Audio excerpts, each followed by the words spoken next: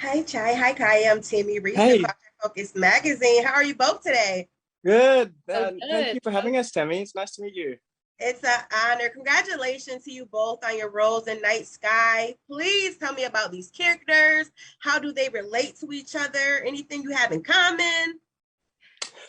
Well, first of all, when I first read the script, I actually I was struggling to find out who my character was. He was such a mystery, you know. And then as I read on, you start to realize more and more about him and you know where he's from. And so I think even even though I don't want to give away too much because there's Right. I can't really say I Hard can't to really talk. say much without giving spoilers, you know.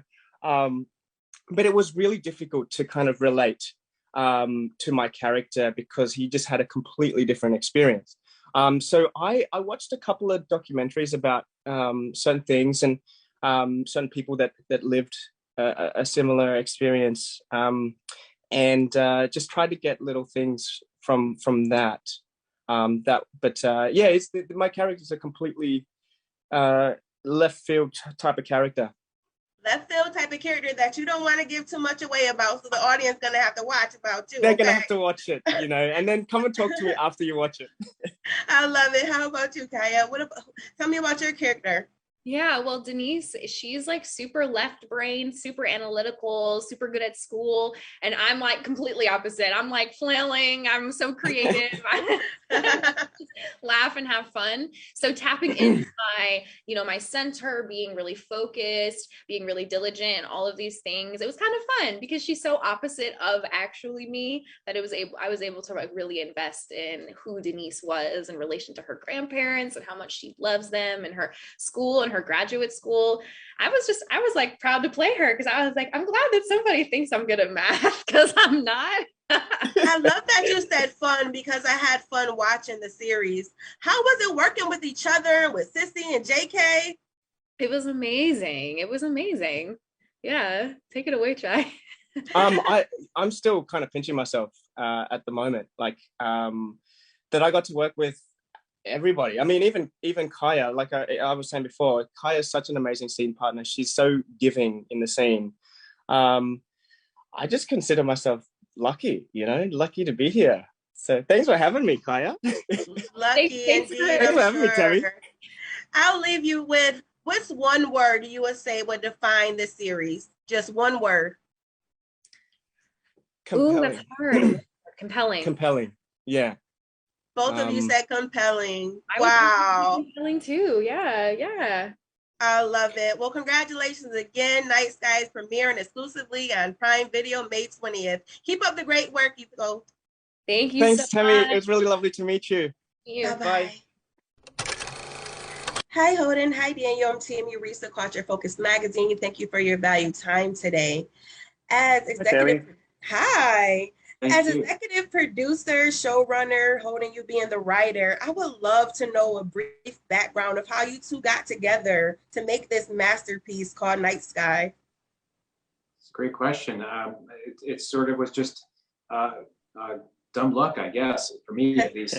I was at a meeting at Legendary, and they about something else, and the executive there, Jen Chambers, gave me the elevator pitch of a script that she's just like, this script I can't get it out of my head, and it's not set up anywhere, and it's a new writer, but I think you might like it, and I was pretty cynical from from just hearing that because it's a lot of work to get a show made. But when I read it, I was within 5 or 10 pages. I was so drawn into the characters, the believability of them. I emotionally kind of responded to them so strongly. And then what really sold it is that the script goes, or the story goes, in a very unexpected direction if you don't know what it's about. And in the first 10 minutes, there's this massive concept introduced about this special thing that the Yorks are able to do. And so those two things coexisting so well together indicated to me that this was a special project. And I saw a pathway to develop it and sell it somewhere and keep writing it and hopefully one day make it. And all the stars aligned somehow. Thank you, Daniel.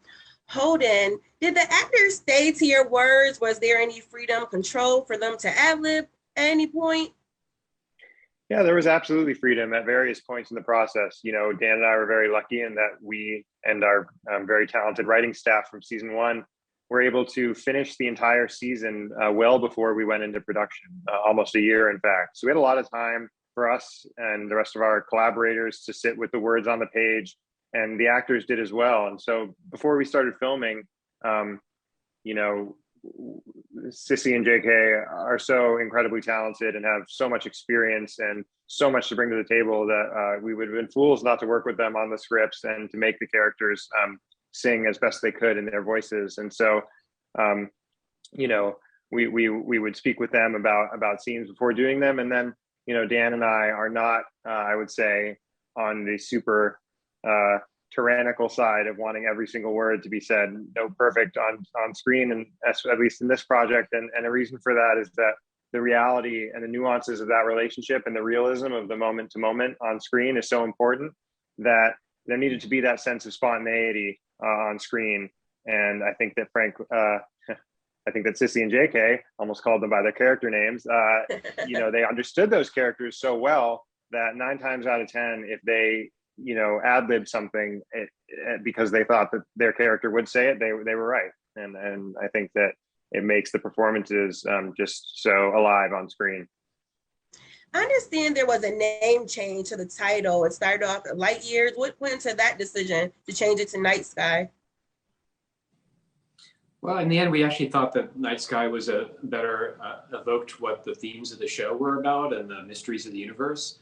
There also is there's a competing project that's a different franchise from Pixar that has a very similar name, and we thought to avoid any confusion in the marketplace as well.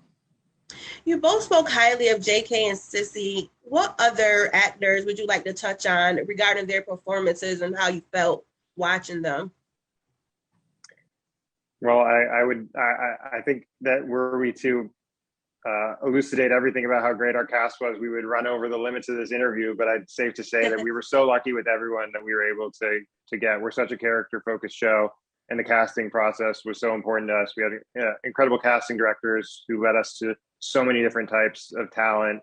You know, established actors, up-and-coming actors, people from around the globe, and you know, whether it be Julieta Silverberg and Rocio Hernandez, 2 fantastic actresses from Argentina who carry their own separate storyline in the show in Argentina in Spanish, or Chai Hansen, who plays Jude, the mysterious man who shows up in Franklin and Irene's life, Kiah McKirnan, who plays her granddaughter Denise, Adam Bartley, who plays the neighbor Byron. I mean, I hate to leave anyone out. The list goes on, but you know, I think that acting is absolutely a strength of the show, and so many of these actors were so game to be thrown into, you know, long one-on-one scenes with actors the caliber of Sissy and JK and really hold their own.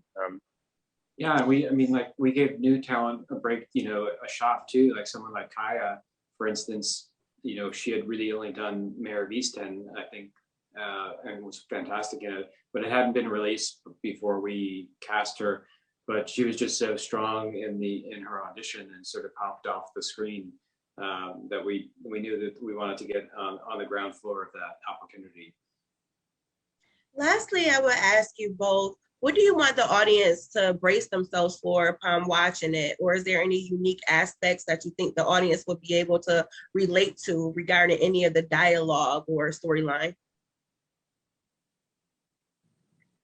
You know, I think that we found up to this point, and hopefully this stays true for the wider audience, that all types of people find something to identify with in the show. Many times we've heard that these characters at the center remind people of their own grandparents or their parents, or a neighbor or a teacher that they've had in the past, or even just that they're dealing with things that they themselves, that these characters are thinking of things that people who are watching it are also thinking about in life. So I guess I would be prepared to be unexpectedly surprised at how kind of human and ground level this sci-fi story is, and then you know, hopefully the more surprising things that happen in the series are all the more surprising given how kind of measured the pace can be at times. Perfectly said, Holden.